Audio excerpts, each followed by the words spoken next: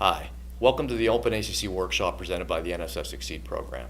This was originally a one-day hands-on event that you can view at your own pace. If you look at the link below, you can get access to the content and slides used by the original students. I am coming to you today for the Pittsburgh Super Community Center. My name is John Urbanek, and I spend a lot of my time helping people to parallelize their code using OpenACC, as well as other parallel programming techniques.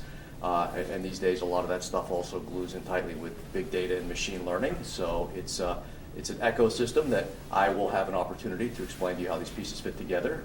But we'll be spending today talking about OpenACC because that's our workshop right now. What is OpenACC in particular? It can be summed up nicely in a sentence by saying it's a directive-based standard to allow developers to take advantage of accelerators such as GPUs from NVIDIA and AMD, Intel's Xeon Phi, another very interesting accelerator we'll talk about, FPGAs and DSPs, so even more exotic types of hardware, which are important to at least a few of you out there. So that's a nice one-word sentence. What does it really actually mean? What it means is, well, the most important part of that is the directive. Well, let me see. Go back. Most important part of this is that sentence is the directives. Directives means that we are sticking in to our program some very simple one-line, well, not one-line, most of them are one-line, some very simple, hopefully, hints to the compiler to tell it to go off and do a whole lot of parallelization work behind the scenes for us.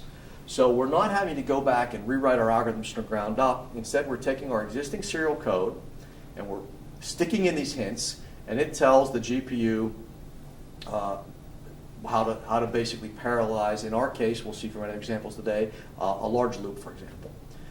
The compiler that's ignorant about this, the compiler that knows nothing about OpenACC, which today all the compilers that matter know about OpenACC, but a compiler, for example, that doesn't know about OpenACC, or more importantly, a programmer, one of your colleagues that doesn't know about OpenACC, can ignore those directives, and they've still got a perfectly valid C or Fortran code.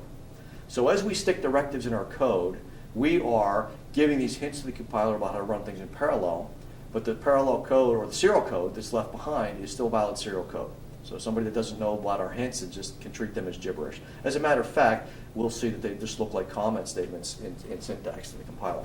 So this, to any of you that know OpenMP, which is something I've already referred to several times now, will look very, very familiar. For those of you that know OpenMP, as a matter of fact, the next 15 minutes or so are going to look kind of redundant and boring if you know OpenMP. But stick around because things are going to take a twist. There's a reason OpenACC exists alongside OpenMP. It's a very, very similar approach. There's a good reason for it in that OpenMP committee are the ones that started OpenACC. OpenMP is the way that we program multiple cores, as I've mentioned to you, on chips. It's been around since the mid to late 90s when multi-core chips started to become so popular in the higher-end world. So in the world of scientific computing, workstations had multiple cores back in the 90s. I mentioned the consumer world has only been taken over by them in the 2000s, but in the 90s, multiple cores were now part of any serious kind of workstation, and people said the prior way of programming multiple cores, which was mostly POSIX thread, is kind of a lot of overhead, and it's kludgy, and there's a lot of boilerplate code. So we need a more friendly way to do this, and OpenMP came along with this directive-based approach and was wildly successful. So today, OpenMP is much the preferred way to program multiple cores. Well, when GPUs came out and became a force about 10 years ago, when it became clear that GPUs were going to be significant, they started out as a very heroic efforts to repurpose video game cards, but when it became clear that they were going to be useful for a long time for doing serious coding, it was clear that the way of programming at a very low level at the time, the way they were doing it, was unsatisfactory. So a directive-based approach would be useful. The OpenMP committee said, hey, we know how to do this. We understand how to use cores. Now in this case we've got a lot more cores and we've got a memory issue that we're going to look into on top of it, but we have the basic foundation of this directive-based approach. So the OpenMP committee started the OpenACC branch so that they could develop and evolve very quickly. OpenMP was already at that point in time pretty mature. They weren't willing to keep coming up with new versions every couple of months. OpenACC was the branch to allow them to do rapid evolution and development with the idea that they would merge back together. So they look very, very much alike in terms of the syntax and the whole directive philosophy, and indeed they are. So, how else can we accelerate our applications besides OpenACC, which is what we're going to learn here? Well, the other way, which probably all of you have heard of, is CUDA. So CUDA, which we will compare and contrast to, and we'll come back to throughout the course of the day, CUDA was the original way of programming these video cards because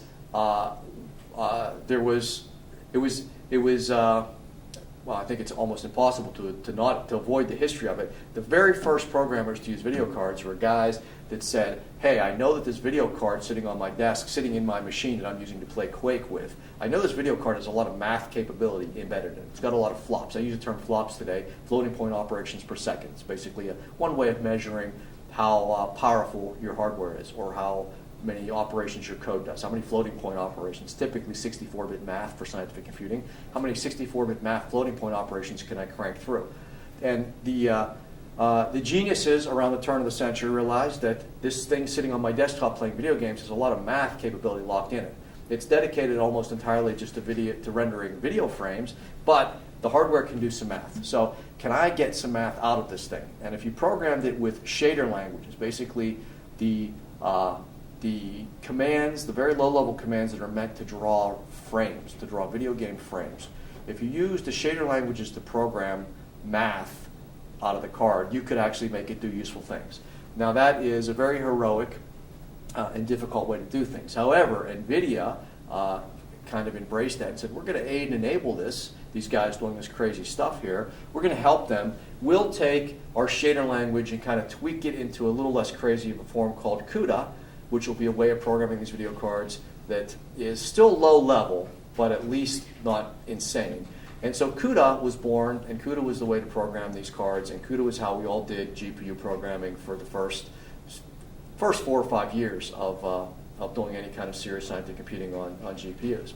However, CUDA is low level. CUDA is, and we'll show you examples of it, and we'll compare and contrast here. CUDA is painful to use because there is so much boilerplate stuff that you think, shouldn't a compiler be doing this for me? Why am I worried about these low-level details?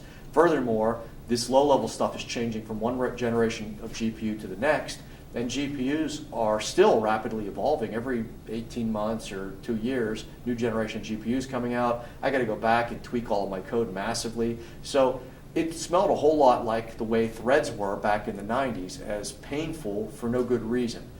Shouldn't the compiler be able to do this stuff at a higher level without costing me performance?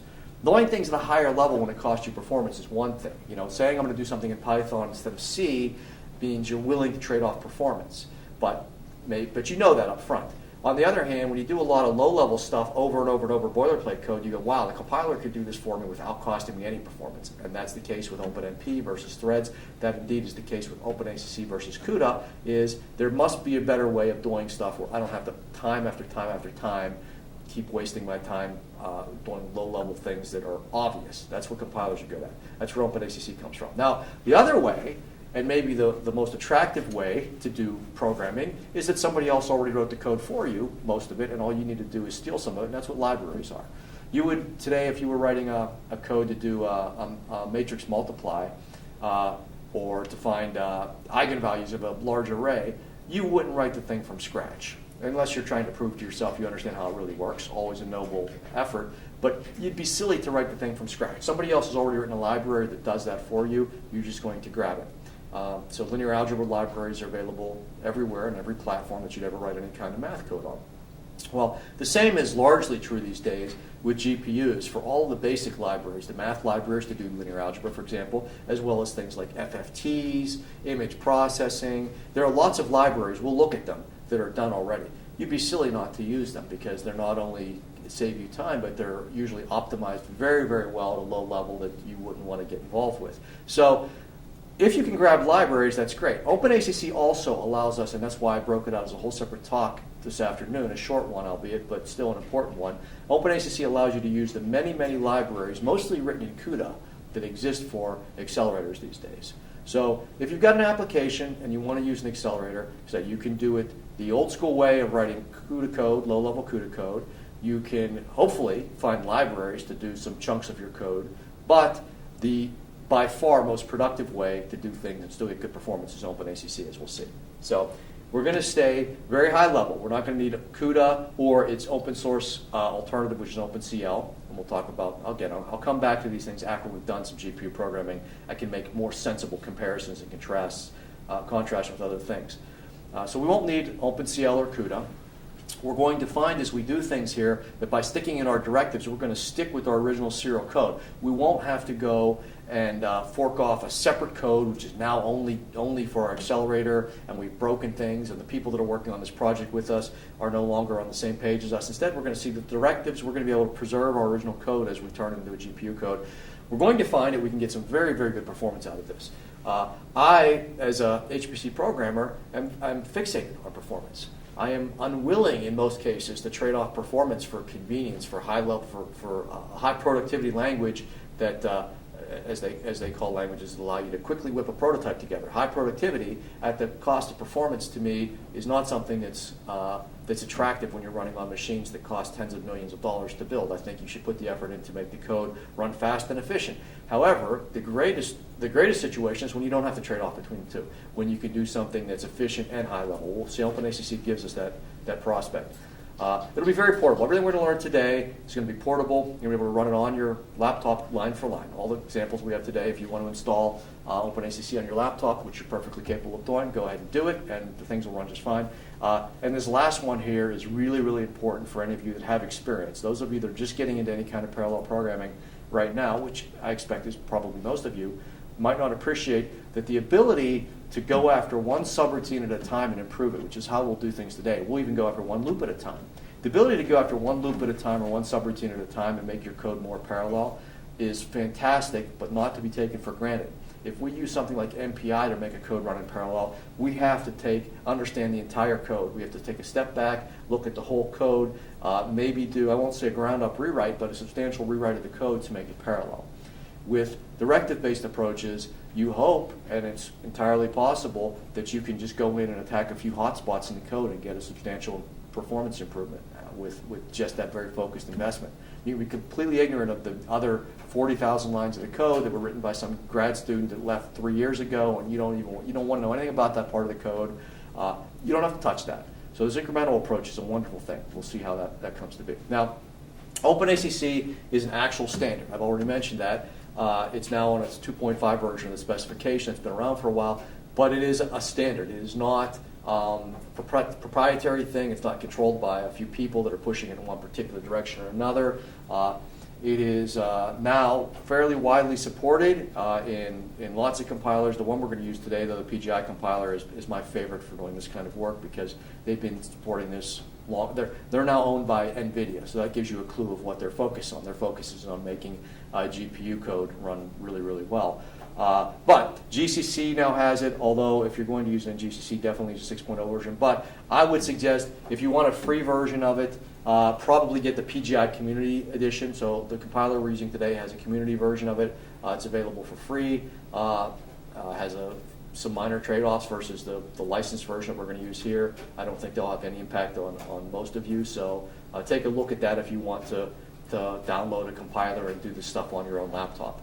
Although there are definite benefits to working in a supercomputing environment besides the straight-up hardware benefit, having everything installed and updated and everything else is kind of nice. So you may find that you become addicted to working on a machine like Bridges just because it's a productive development environment, along with the other tools we'll look at, profilers and whatnot as we go along. So OpenACC has had some very serious adoption over the past 5 years or so. That it's been mature. It's shown up on a lot of platforms. As I mentioned, the fastest machine in the world right now revolves around OpenACC. OpenACC is the primary way that you program the nodes of the machine. There are lots and lots of projects that now use it. Hackathons happen continually all over the place for people to go in and OpenACC up their code. There are lots of major applications now that are using it, that are serious applications, that previously would have been all CUDA, because that would have been the only real way to get the performance. Because they're serious codes, they can't afford to give up performance, and they're using OpenACC. I could point out lots of cases, so I'll skip the cheerleading here, except for a couple of very quick mentions that if you go to some place like NVIDIA's pages are good, but I don't want to be an infomercial for NVIDIA, but they have lots of cases there talking about how people are able to stick in just a few directives and speed the code up, or alter relatively small portions of the code and get these big performance improvements. You should always be skeptical of anybody that has nothing but successful cases here, because what about the dead ends? What about the cases where somebody spent a whole lot of time and effort and it was a disaster? They got no performance improvement. You should always ask about those. They're obviously not going to be highlighted at a site that's trying to convince you that this is the way to do things. And I encourage skepticism in parallel computing. I've become quite cynical myself about all the wonderful new alternatives that are out there for doing parallel computing.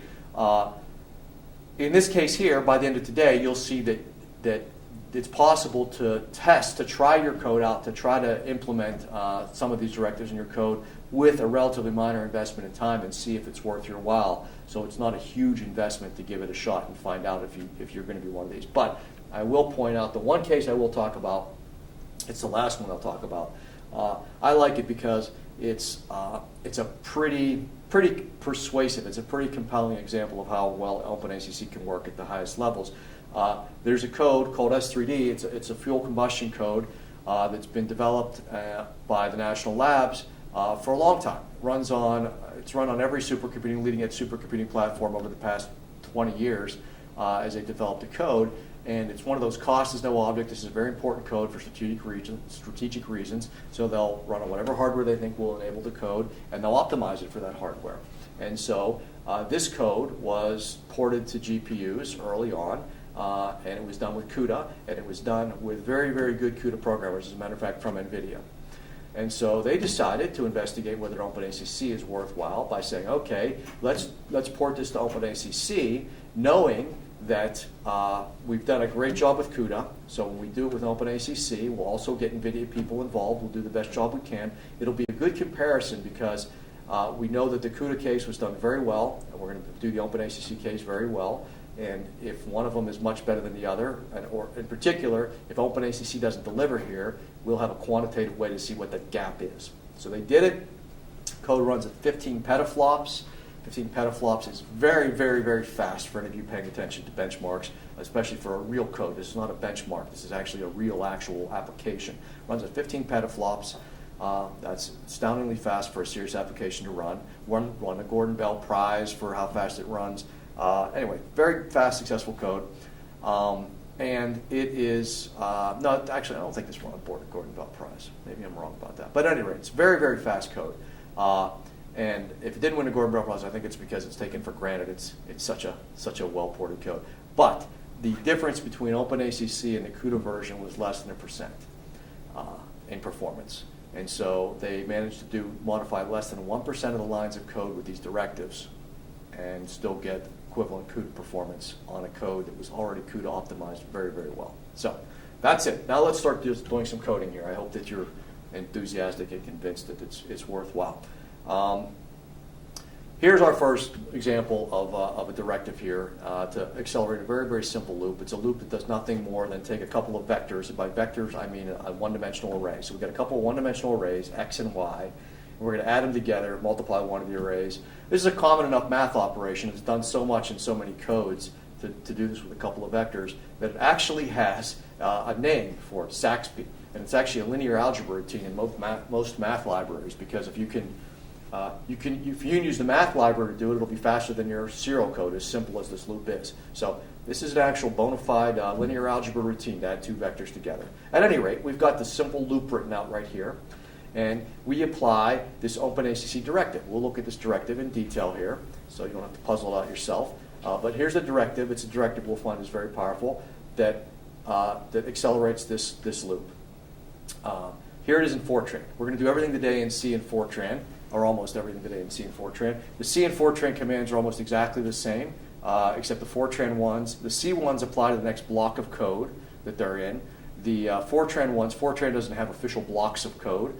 Fortran instead has, that's why you have end-do commands and things like that. So in Fortran, we'll have to bracket each directive with its end directive. So if we have kernels in C, we have kernels and end kernels in Fortran. Here's the code right here. Here's an example, and we'll get back into exactly what's going on. But again, first of all, I want to point out that these directives, these kernel directives, are very simple to use. They're very powerful. We'll see they do a whole lot of heavy lifting for us, but they're very simple. They just go around blocks of our code and do do magical things. They turn this into very effective, efficient GPU code. But let's understand exactly how they work as we start to get into some examples here. The syntax is fairly straightforward. These things actually look to the compiler like comments that they can ignore. In Fortran, this bang statement at the beginning of a line is actually the syntax for a comment. This thing looks like a comment to a compiler that doesn't care about these commands. So we could stick this in a 20-year-old compiler that never saw, has no idea what OpenACC is, and it'll compile just fine. We'll just think these are some weird comments. They apply to the block of code that they either bracket in Fortran, or in C we've always got a block of code. C is built around blocks of code, right? Things between braces and whatnot. And so in C it just applies to the next block of code. That's not ambiguous. One thing I'll point out here is it's very common practice. Most people with anything that looks like a pragma, in C, by the way, I say in Fortran this is a comment, in C this is actually a pragma. C has this built into the language, these things called pragmas. They're basically meant for extensions to the language, things that are non-standard and compilers may or may not implement them. So in C it's not actually a comment as much as it's a pragma statement, and it's effectively something that the compiler can ignore if it doesn't know what that is. That's what pragmas are. Say, hey, if you don't know what this is, ignore me. If you know to do something special, go ahead and do it. For any of you that are experienced programs, you've surely seen pragmas before because they're used for all kinds of stuff, improving memory layouts and structured structs and things like that. Most people will never indent pragmas or directives. They're always in the first column. I think it really gets in the way of my examples here and clutters it up. So I will indent them in my examples. It's strictly a matter of style. The compiler does not care. So don't get concerned if you look at other examples and these things are always lined up in the first column. And if you'll notice mine, I have them kind of flow with the code. I think it's more aesthetically pleasing, but more importantly, it makes it easier to understand as you're learning here. But it's strictly a stylistic difference. Okay, so let's look at let's look at a full code here, the SAXPY example here, and what's going on. So we take our SAXPY example here. This is our old serial code here. It did its thing here, and it calls down here a loop to add these two vectors together. So we initialize our vectors, fill them up with some information. Down here, don't worry about the details too much. We're still just showing you some examples here. So down here, it calls the SAXPY routine. And if we profile our code or we look at our code, we'll say, almost all the time in this code is spent doing this math here. So maybe this is what we want to speed up with some OpenACC directives. I wish that this code ran on the GPU. So we come over here and look at, here's our main loop. Here is the loop in the code where all the effort's going on. Let's run this on the GPU. And indeed, that is what the kernel's directive does. It runs things on a GPU. It says, this directive says, try to run on the GPU.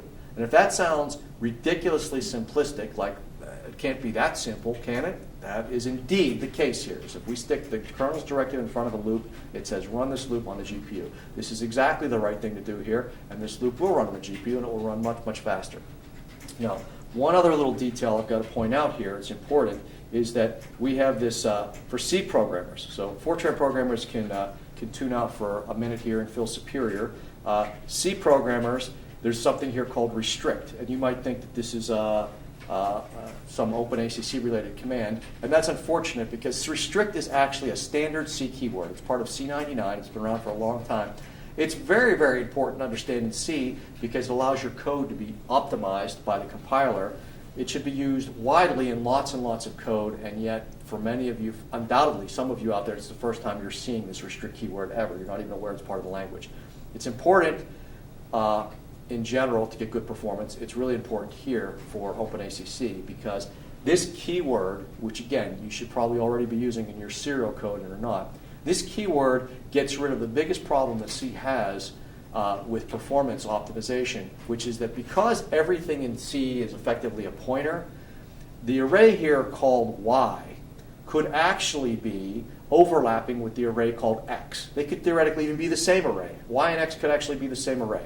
And you might say that's silly, that's not the case, but it's entirely possible in C. Anytime you're dealing with a variable in C, something else could be pointing at it. In this case here, if X and Y overlap, it would make this loop here hard to break up into pieces, for the compiler to break up into pieces and work on independently, and therefore, even in your serial code, this loop will run slower here unless you use the restrict keyword.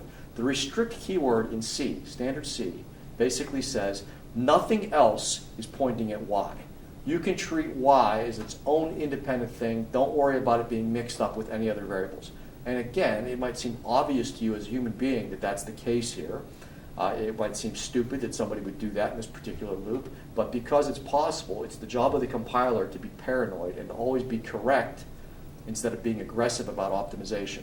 So given two choices, it will always choose being correct, even if it means things run much slower. So the restrict keyword, we'll see it today in a few of our OpenMP examples, because it lets the compiler know, our OpenACC examples, I should say, also we'd see in OpenMP, but in OpenACC, it lets the compiler know that this variable and x and y are not related. They don't overlap in memory. So you should see this in a lot more code. And for any of you that actually ever profile or benchmark your code, your serial codes, you'll notice that the compiler will tell you very often, I can't vectorize, which is one type of optimization. I can't vectorize this loop. I can't optimize this loop because I don't know that something else is interfering with this variable while I'm trying to do things with it. So restrict keyword is really important. C programmers, I encourage you to understand exactly, I've kind of explained exactly what it does. I encourage you to think about it continually as you program. Again, even serial code. So, sorry about that digression for Fortran people. It's something C people have to deal with. So, we got a code like SAXPY, and we'll look at compiling and running it. I just want to step through the whole process quickly first, then we'll go back and look at things in more detail. But I want to show you the whole process is pretty straightforward. If we've got a code like this, SAXPY code, and it's the C and Fortran versions of it compile with the normal C and Fortran compilers. So again, PGCC is just the normal C compiler from Portland Group. PGF90 is the normal Fortran compiler, the normal compilers. However, with directive-based approaches, when you want to activate those directives, when you want the compiler to quit treating them as comments or pragmas, and you want them to start doing something with them, you need to tell the compiler some way, and the way you always do it is with a switch to the compiler. In this case here, the -ACC switch here tells the compiler, this source code now, start paying attention to these ACC directives. You might have other type of directives in there. For example, we could have an OpenMP directives, in which case we'd have a switch to say start paying attention to those. In this case, though, we wanted to start compiling with the OpenACC directive, so we use -ACC. We also find, and this is an optional switch here, you could choose not to use this switch today if you want. We also find, though, the compiler will tell us what it's up to when it's compiling stuff. So I hope that any of you that have done serious work in the past have used flags like, there's usually a flag called info or minfo. These are compiler specific, so these might vary between compilers. But all compilers have a flag that says, hey, give me a clue as to what you're up to. Sometimes you want the compilation just be quiet, just compile the thing. But sometimes you'd say, hey, let me know what hints or clues or objections or warnings or whatnot you have. The minfo flag for PGI can give us lots of feedback. In particular, if we say, give us some feedback about how well you're using the accelerator command. So if we say -info accel, we'll get a lot of useful information back. So I encourage you to use this flag today while we compile stuff. So we're basically just compiling code with a -ACC flag, and now the output that comes out, the out file that comes back, has embedded in it GPU code. When we run it, it'll grab the GPU and do stuff on the GPU if possible. So here's our compilation here, the C code here. It gives us back, because of minfo, it gives us back all this information here. The magic thing that we'll look for today in our first couple of exercises is this statement here, which says accelerator kernel generated. These are line numbers, by the way. So we had a kernel command on line number 9, and whoops, we have a kernel command on line number 9. Laser pointer turn. Kernel command on line number 9. Accelerator kernel generated happens here. That tells us it was able to honor our directive. If there's a problem with it, if you put a directive somewhere that's inappropriate, the compiler will just ignore it, but it'll complain to you if you use -minfo. If you don't use -minfo, it will not complain. It will just compile it as serial code. The program will run correctly, but it won't speed up. So it's nice to have minfo while you're developing code. You can see that in this case here, it said, oh, great, accelerator kernel generated. We did something on the GPU. We can expect this code to use the GPU when we run it. Now, let's look at this as CUDA code. So our SAXPY code was just that one kernel's directive to accelerate that loop. Here's what it would look like in well-written CUDA code. And this is just a subroutine, by the way. This isn't even the full program. This is just that SAXPY subroutine. This is what CUDA looks like. And if we look at this as CUDA code, First of all, if you don't know CUDA, it's probably complete gibberish to you. And as a matter of fact, it doesn't even look completely like C in this case here. You'll notice that this isn't even C syntax. So a C compiler won't even be able to eat this stuff. This is kind of an extension onto C to do this GPU stuff. There's a lot of variables in here, like 31s and 32s. Where did those come from? We just have a loop here to run over this vector. We didn't have any 31s or 32s. This is where the hardware that we're actually using starts bubbling up through. With CUDA code, you've got to be fairly cognizant of the hardware that you're using. If we were teaching CUDA workshop today, I would be launching into all kinds of hardware details before we could launch, and architecture details about a GPU before we could do any GPU programming. Whereas today, I'll postpone all of that stuff to the very end when we talk about advanced GPU programming. So we've got a lot of mystery constants in here. We've got some non-standard C, and the whole thing definitely does not look like C code. And furthermore, this is a whole new program. We have to replace our old code with this code. We don't get to keep them both. So now we've got a CUDA version of the code, and we've got our old serial version of the code.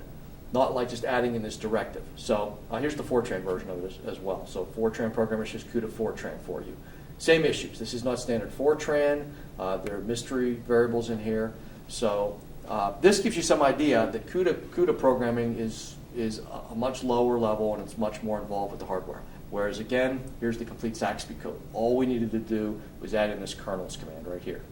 It's a huge difference, right? I mean, this is a big win in terms of portability. It costs us nothing in terms of performance. These both are comparable. So this is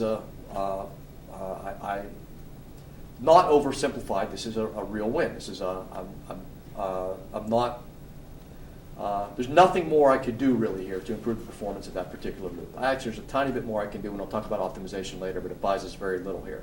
This is a well-written OpenACC code, and a well-written GPU-enabled code. So, as I said, I mentioned all these big differences here between the two. I won't dwell on that. But you might be saying, this is too easy. What's the gimmick here? If I can just stick kernel in front of every loop, why don't I do that? This is the end of the workshop. Just stick kernel in front of all of our loops, and we can go home. Or better yet, why wouldn't the compiler do this for you if it's that simple? And the answer is that there are two issues that prevent us from just sticking kernel in front of every loop. One of which is data dependencies in loops that we're going to look at right now. And the second one of which is data movement. As I mentioned to you, GPU and CPU memories are different. We've got to move things back and forth on the bus. And moving things back and forth can become very expensive. So we've got to manage these two things here. These are the two things that prevent us from just throwing kernel willy-nilly in front of every loop. So let's look at data dependencies first. Data dependencies are really easy to understand if you understand that what a compiler does when it sees a loop, a big loop, and we try to parallelize it with, in this case, OpenACC, but other type of parallelization approaches as well. What the compiler does is it basically says, can I have different cores, different processors, just work on different iterations of this loop independently? So I've got a nice, simple operation where I've got an array and I'm multiplying it times 4. Very simple loop. And if we run it on 1,000 processors, on a 1,000 core GPU card, something like this will happen. It will take the first 1,000 iterations and run them on processor 1. The next 1,000 iterations run them on processor 2. The next 1,000 iterations run them on processor 3. They all run independently. They can all go and grab those iterations, deliver the results, and hopefully run about 1,000 times faster. Each one only has to do about 1,000th the work that it would have to do otherwise. That's parallelization right there. It's that simple. If you've got a large loop, that's exactly how it's parallelized. We just break the iterations up and spread them across different cores.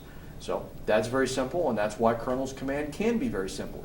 That's all it has to do, is recognize the situation. However, data dependencies can kick in where the loop iterations are not independent. We can't go and split them up and work on them separately, and it can be perfectly valid code that has a data dependency. Here's a similar loop that has a data dependency. Now we're multiplying the array times 4, but we're also subtracting the predecessor element in the array from it. Perfectly valid serial code. There's nothing wrong or buggy about this code, but the problem is that when we go to calculate the first iteration of this, the second processor, when it's trying to do its very first iteration, it's trying to start out with array element 1,000. And that's the first element it's responsible for. And it says, okay, I'll multiply that times 4, but now I need to subtract array element 999.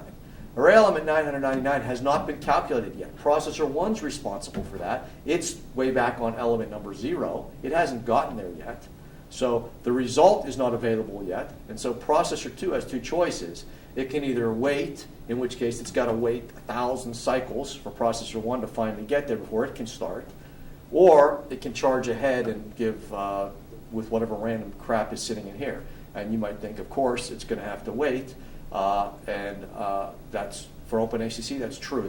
This loop will wait and it won't speed up at all because it'll give us the correct result, but it won't run any faster at all. So putting kernels in front of this won't cause it to run any faster at all.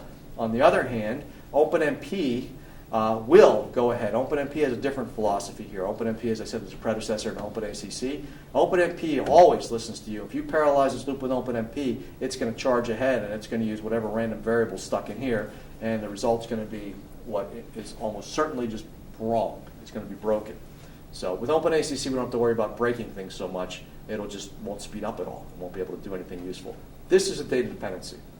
So if the compiler even suspects there's a data dependency in OpenACC, it's going to refuse to parallelize it, and it'll let us know. That minfo flag, like I said, it's really useful. Previously it said accelerator kernel generated, and we said, yeah, good, we're off to the races. Now it'll tell us, hey, there's a dependency here. So it's going to prevent parallelization. And so the messages aren't that cryptic. They're actually pretty friendly. But even if this at first doesn't appear completely obvious to you, the very fact that it said no accelerator kernel generated, that'll give you a clue to go back and look at it. So large complex loops are more the case than simple little two-line statements like we have here. So in HPC, you're going to run into a lot of large complicated loops where there might be a dependency or the compiler might think there's a dependency. So what can you do? Well, sometimes just rearranging your code makes it more obvious to the compiler that there isn't a dependency. You can look at it and say, oh, I can see why the code's confused by this. Sometimes you can even get rid of a dependency. The dependency is really there, but it's not necessary. It's just a kind of, I won't say sloppy coding, but it was somebody thinking in serial terms, didn't see any harm in having a dependency that's not really necessary. So you can get rid of them pretty easily sometimes. There's a whole bag of tricks that are developed to get rid of data dependencies, because data dependencies have been bad for coding for about 40 years. Even back in the 60s, computers were trying to do loops in little pieces in parallel. Something called vectorization has been very common in the supercomputing world for, again, 40 plus years, in the desktop world for 20 some years. So getting rid of data dependencies in loops has been desirable, even in very serial-oriented code, for a long time. So people have a whole bags of tricks to get rid of data dependencies. And so if you've got one in your code, and you want to spend a little bit of time poking around online saying, how can I get rid of this type of data dependency, you'll have lots of answers out there. I used to give a talk just on data dependencies and getting rid of them in code about all these bag of tricks, but it's about an hour and a half to go over them all, and we not only don't have the time here for this, but for most people, they only want one of those tricks out of the whole bag, so it's silly to teach all of them. Instead, if you have a data dependency in your code and you can't see an obvious, intuitive way to get rid of it, if you poke around, you can find, or ask somebody like me who knows the whole bag of tricks, you can often get somebody who can say, yeah, there's a way to get rid of that dependency out of the loop. Compilers have actually gotten quite good at doing this themselves because, again, it's a desirable thing to do even in very serial type code. So a lot of times compilers will just get rid of the data dependency. They'll switch them out in the way they're ordering code, and boom, it disappears, and you never even know it's there. Sometimes the -info flag will be informative. It'll let you know the compiler managed to get rid of the data dependency for you. However, worst case, if you're sure that there's really not a data dependency and the compiler just can't see its way through your gigantic 100-line, 40-variable for loop or do loop, you can use the independent clause, and this overrides the compiler's judgment. Okay, let's get on to our first example, our exercise, because you know enough, believe it or not now, with only really one directive in hand, to go ahead and attack a code and get some results. And we'll be able to combine our exercise time with our first break, with our lunch break here. That'll be great. That'll be efficient. So our first exercise, and one that we'll use several times today, is a Laplace solver. Which is a fancy way of saying we're going to solve a very simple physical problem of temperature on a metal plate. The reason I picked this problem is not to make OpenACC look really good. That would be kind of unfair, but typical when people were promoting some kind of programming approach. And instead, I use this problem instead because I can use it across MPI and OpenMP and OpenACC as well, and compare and contrast. So this is a great problem because it works. It's a serial code that we're starting with, which is a legit, normal-looking serial code. It's the way you'd write this if you wrote this 30 years ago. It's also a code that you can run in MPI on 1,000,000 cores. It's a code you can run in OpenMP, and we'll look at the results. I'll show all this. So I picked this not because it's a loaded, easy OpenACC problem, instead because it's not. It's a neutral problem. It'll give you a really good feel for how effective this is. The Laplace equation is, from a mathematical physics background, for any of you that are still proficient with your mathematical methods, it's just the gradient, it's del squared of some field equals 0 is what defines the Laplace problem. It's basically saying we're solving for a problem that has no sources. We don't have any heat sources in the middle of our metal plate here. It's got no sources or anything. So there are lots of problems that look like this: electrostatics, fluid flow, and in our case, temperature. So it's a neat equation that applies to a lot of different cases. In our case, it's good to solve the steady state heat equation. This basically del squared F is the steady state heat equation here. And the steady state heat equation basically says if we've got a metal plate and we apply some temperatures to it, what's its final steady state after it finally comes to equilibrium? What's that going to look like? In our case, we're going to start with a metal plate that's cold. It's 0 degrees. We're going to heat it over its edges, but we want to do something interesting so that we can get some kind of interesting temperature distribution. So we're going to heat it starting at 100 degrees down here in this lower right-hand corner. And it's going to be 100 degrees. And we'll heat it with a heating element along the edge that tapers off to 0 degrees. And we'll do the same thing along this edge. And then we'll just keep these two edges nice and cold. So we've got some complicated conditions here on this metal plate. We wouldn't want to try to do this on a napkin with just plain math. So it's a good numerical problem. On the other hand, I think we can all understand intuitively that our final solution should look something like this thing over here. Here's our final steady state. It should look hot in this corner and cold in this corner with some kind of gradient as we go across the plate. So this is what we believe our final solution should look like. So can we solve for that? Well, the nice thing about Laplace equation on a metal plate or on any kind of grid is that the numerical method it solves for, Jacobi iteration, is also very intuitive. It reflects the fact that what the Laplace equation really tells you physically for any problem you're applying it to is that any point on that metal plate is really the average of its 4 neighbors. Makes sense. If we think about temperature, if we pick a point on a metal plate, we would expect that it's the average of its neighbors. Or if we have a hot rock and a cold rock and we stick a rock in between the two and we hold them together, we would expect that rock in between comes kind of eventually to the average temperature of our hot rock and our cold rock, right? That's all we're doing here in 2 dimensions. We're saying every point in our metal plate is the average of our neighbors. So it's a nice intuitive problem. And the way that turns into math is we take our plates, a 2-dimensional array, and we have a loop that goes over that array and says add our 4 neighbors together, and that's all this one's doing. It's saying for this point here, add our 4 neighbors together, divide by 4, and we've got an average. So we keep going over the plate and doing this over and over. Here's our loop. Our loop in our code looks like this. It's just, here's the C1, basically just says go over rows and columns, add our 4 neighbors together, and divide by 4, and boom, that's our new temperature. Likewise for Fortran. So it's very, very simple to go over the plate, and we keep doing that until such time as it quits changing from one iteration to the next. That's what we call equilibrium. That's when we know we're done. It's going to change a whole lot. It'll start out at 0 degrees. It's going to end up with that temperature gradient, but at some point from one time step to the next, it's not going to change much at all. We're going to have got it so all the points are averaged properly. Here's the actual kernel of code that does that. And by the way, the word kernel here is a little bit overloaded. It turns out historically, whenever you're looking at large numerical codes, the kernel of the code refers to all the math operations are done. It also, in OpenACC, has a very specific meaning, as in the kernel directive, which says turn this piece of code into something on a GPU. And the two are related, but they overlap a little bit. So the historical one is what this is here. So I hope I'm not confusing you too much. Again, they're almost the same idea. But in this case here, the kernel of the code here is where all the math happens in our code. And we're going to give you the serial code to start with. And it's not that big of a code, but this is where all the number crunching happens. It's a loop that basically says, while our temperature is still changing, so this is our worst case temperature change from one time step to the next, while it's greater than some maximum change.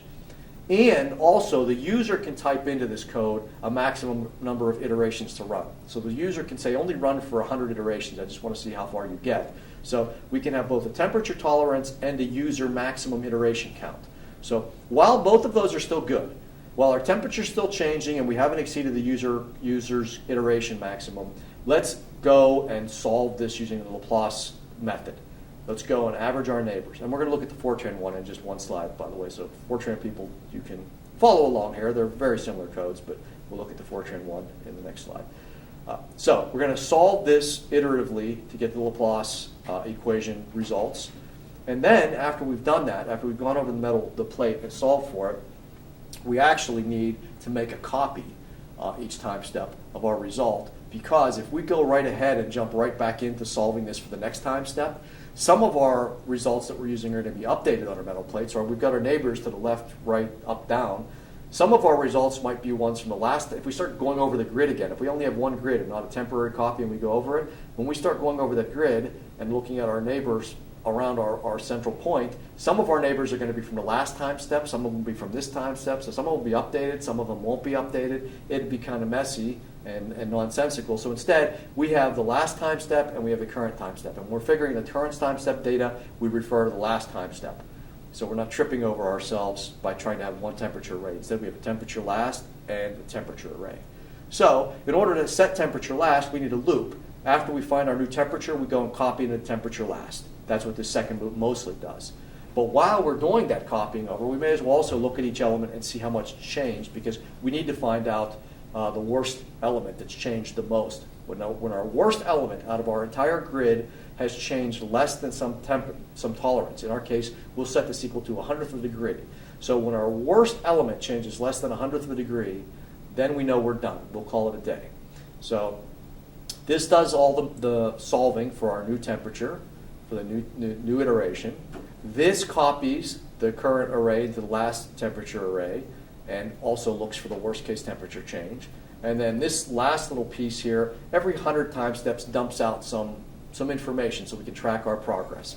In our case, we just want to print out, we don't want to print out the whole million elements. It's a 1,000 by 1,000 array. Instead, every 100 iterations, we'll just print out the bottom corner. I think that bottom right-hand corner where it's going to get hot, I go from 0 degrees to 100 degrees, that's to me most interesting. So let's see if something's happening there. So that's what this routine does. It prints out that bottom corner. As a matter of fact, let's look at the routines explicitly here because they're very simple. So here's our initialize routine that sets things up, does nothing more than set up our edges to our temperature, our elements, our heating elements. Here's our track progress routine, does nothing more than print out the five little diagonal elements in the bottom corner so we can see what's happening while it runs. So very simple code. Here's the entire code. You don't need to squint at the screen to see it. I just wanted to point out the entire code's not that complicated, but we are fortunate as OpenACC programmers, we can just focus on the kernel of the code here, the part where all the number crunching is done. We can completely ignore those initialization routines and printout routines that I just mentioned to you. That's a nice thing. Again, in parallel programming in general, you have to go and look at your whole code and make sure that there isn't some data here that needs to be distributed, et cetera, et cetera. Instead, with OpenACC, we can just go and say, hey, this is where all the time is spent. This is all I care about is this loop right here, this yellow part. So let me do this once more with Fortran. It's almost exactly the same thing. It's the same idea here. We've got an outside loop that's going to keep going until either our temperature changes less than 100th of a degree or until we exceed the maximum user input iterations. We're going to calculate our new temperature based on the average of our elements each time. We're going to copy our array into our last temperature array each time. And while we do that, we may as well look for this worst temperature change as dt. And every 100 time steps, we're going to dump some information out. So it's very straightforward. I hope it makes sense to everybody. If it doesn't, please ask questions. Also has a couple subroutines in the code, and here's the full code. And once again, we're lucky. We can just get the focus on this yellow part right here, and we can ignore the rest of the code, although it's not that overwhelming. So here is our first exercise. Is for you guys to take the tools that you have available to you, which not too many. We don't have too many tools in the toolbox yet, right? Pretty much at the kernels directive.